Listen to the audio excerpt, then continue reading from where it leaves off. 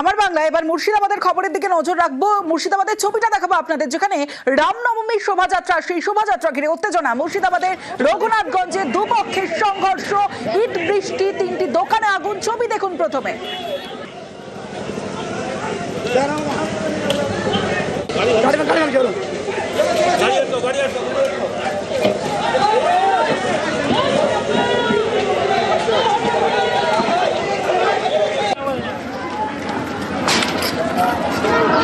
ছিন্ন ভিন্ন করে দে,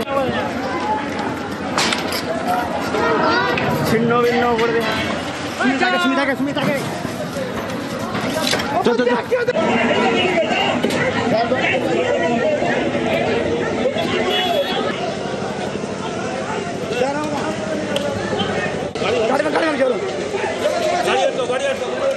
রামনবমীর শোভাযাত্রা ঘিরে উত্তেজনা। মুর্শিদাবাদের রঘুনাথগঞ্জে দুপক্ষের সংঘর্ষ, শোভাযাত্রা ঘিরে ইট বৃষ্টি, 3টি দোকানে আগুন। পরিস্থিতি নিয়ন্ত্রণে ডিআইজি সহ পুলিশ কর্তারা। মুর্শিদাবাদের রঘুনাথগঞ্জের ছবি দেখছেন।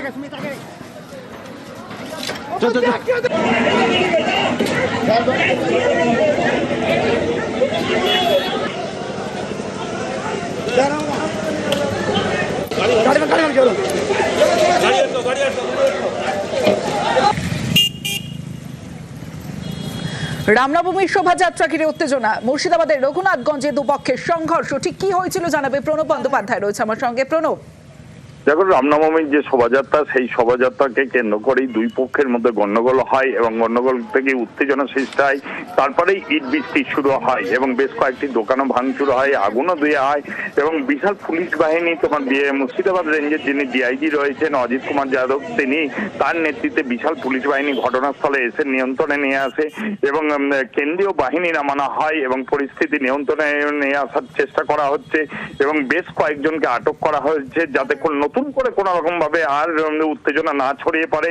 তার জন্য কেন্দ্রীয় বাহিনী দিয়ে কিন্তু টহলদারি দেওয়া হচ্ছে এবং অজিত কুমার যাদব নিজে বলেছেন যে পরিস্থিতি কঠোরভাবে মোকাবিলা করা হবে। যারা এই ধরনের ঘটনাগুলো নতুন করে ইন্ধন যোগাবে তাদেরকে কিন্তু অ্যারেস্ট করা হবে এবং পরিস্থিতি এখন রীতিমতন ভাবে নিয়ন্ত্রণে রয়েছে।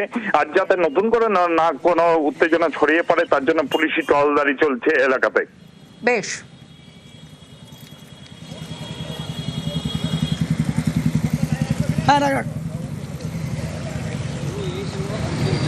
মুর্শিদাবাদের পাশাপাশি পুরুলিয়ার দিকেও নজর রাখবো। রামনবমীর শোভাযাত্রায় উত্তেজনা, পুরুলিয়ার পাড়ায় শোভাযাত্রায় উত্তেজনা। পাথর ছুঁড়ে গাড়ি ভাঙচুরের অভিযোগ।